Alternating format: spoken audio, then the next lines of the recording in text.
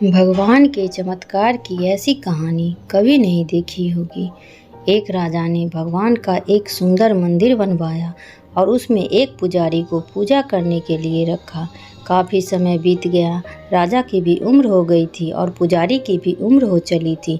लेकिन राजा का एक नियम था कि वो हर सुबह अपने सैनिक के साथ एक फूलों की माला भिजवाया करता था और उस माला को पुजारी जी भगवान श्री कृष्ण को चढ़ाया करते थे।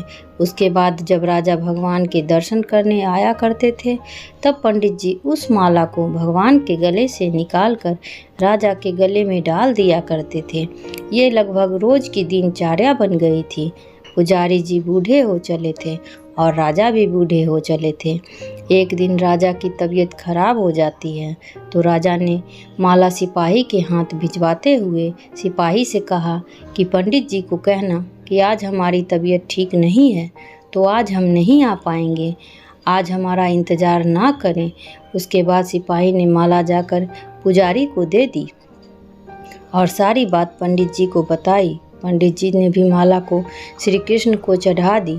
तो उसके बाद पंडित जी ने सोचा कि इतने साल गुजर गए, भगवान की इस माला को हमेशा राजा जी को ही पहनाई है, लेकिन आज तक मैंने कभी इस माला को खुद नहीं पहना।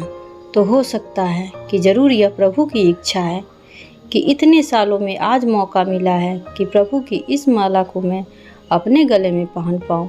तो यह तो परंपरा ही थी कि प्रभु की वह माला तो निकलती ही थी। तो इस बार पंडित जी ने वह माला अपने गले में डाल ली।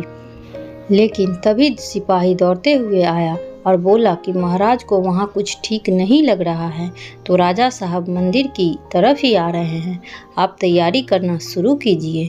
राजा को लगा कि इतने सालों से बनी हुई परंपरा कहीं टूट न जाए, इसीलिए वह मंदिर की ओर आने लगे। जैसे ही पंडित जी ने यह सुना कि उन्होंने तुरंत माला अपने गले से निकाली और भगवान को पहना दी। घबराहट में पंडित जी समझ नहीं पाए कि उन्होंने क्या गलती कर दी है। पंडित जी को लगा कि अगर राजा को पता चला तो वह उसे दंड दे देंगे। अब राजा आए तो रोज की तरह पंडित जी ने माला भगवान के गले से उतारी और राजा को पहना दी। लेकिन राजा की नज़र माला पर पड़ी, उसमें एक सफ़ेद बाल था। राजा को बात समझ आ गई कि ये सफ़ेद बाल पुजारी का है। राजा ने पुजारी से पूछा कि क्या इस माला को आपने पहना था? यह सफ़ेद बाल कहाँ से आया? तो पंडित जी डर गए और डर के मारे बोल दिया कि यह सफ़ेद बाल तो श्री कृष्ण का है, भगवान का है। राजा को गुस्सा आ गया कि एक तो पंडित छल कर रहे हैं और ऊपर से झूठ बोल रहे हैं। राजा ने थोड़ा गुस्से में आकर पूछा कि कृष्ण जी के कब से बाल सफ़ेद हो गए? ठीक है, कोई नहीं, मैं कल श्रृंगार के समय आऊँगा, तब देखूँगा कि श्री कृष्ण के बाल सफ़ेद हैं या नहीं। और याद रखना पंडित, अगर बाल काले निकले, सफ़ेद नहीं निकले, तो कल के कल आपको इस छल के लिए मृत्युदंड दिया जाएगा। और राजा गुस्से में तमतमाते हुए वहाँ से चले गए। और इधर पंडित जी को अपनी मृत्यु नजर आने लगी थी। वो श्री कृष्ण के आगे दंडवत कर लेट गए और बोले कि प्रभु मुझे क्षमा कर दीजिए, मैं लोभ में आ गया था, मुझे लगा कि यह माला मुझे भी पहननी चाहिए, मुझे बचा लीजिए प्रभु, नहीं तो कल राजा के हाथों मेरी मौत निश्चित है। पंडित पूरी रात भगवान से विनती करते रहे, रोते रहे, प्रार्थना करते रहे कि प्रभु मुझे बचा लीजिए। अगली सुबह राजा श्रृंगार के समय पहुंचा और पहुंचने के बाद राजा ने पंडित से कहा कि पंडित जी मुकुट उतारिए, मुझे बिहारी जी के केस देखने हैं। पंडित जी ने डरते डरते मुकुट उतारा और जैसे ही मुकुट उतरा, राजा चौंक गया।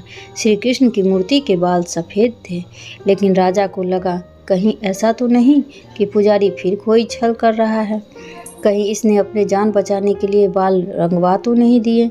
तो बाल की जांच करने के लिए वो बाल तोड़ने लगे और जैसे ही राजा ने बाल तोड़े, मूर्ति में से खून बहने लगा।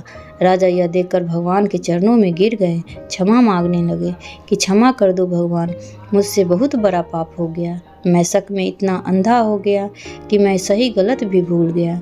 तभी मूर्ति में से आवाज़ आई कि राजा तुमने मुझे सिर्फ मूर्ति माना, इसलिए मैं आज से तुम्हारे लिए सिर्फ मूर्ति हूँ। लेकिन इस पुजारी ने मुझ में साक्षात भगवान देखा, इसलिए उसकी जान बचाने के लिए मुझे अपने बालों को सफ़ेद करना पड़ा, खून की धारा बहानी पड़ी ताकि तुम्हें समझा पाऊँ। और उसके बाद राजा को अपनी गलती पर पछतावा हुआ, लेकिन अब कुछ नहीं हो सकता था। इसीलिए तो कहते हैं कि अगर मानो तो पत्थर में भी भगवान है, नहीं तो साक्षात आपके सामने भगवान आ भी जाएं तब भी आप उनसे उनकी सत्यता मांगेंगे।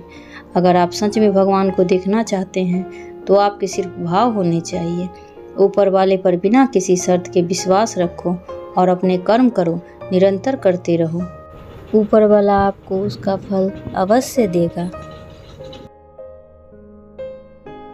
उम्मीद है आपको यह कहानी पसंद आई होगी।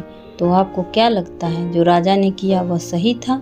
क्या एक राजा होने के नाते उसके पास सत्य की पहचान करने का कोई और रास्ता भी था? हमें कमेंट करके ज़रूर बताइएगा। और वीडियो को लाइक एंड चैनल को सब्सक्राइब करना बिल्कुल न भूलिएगा। धन्यवाद।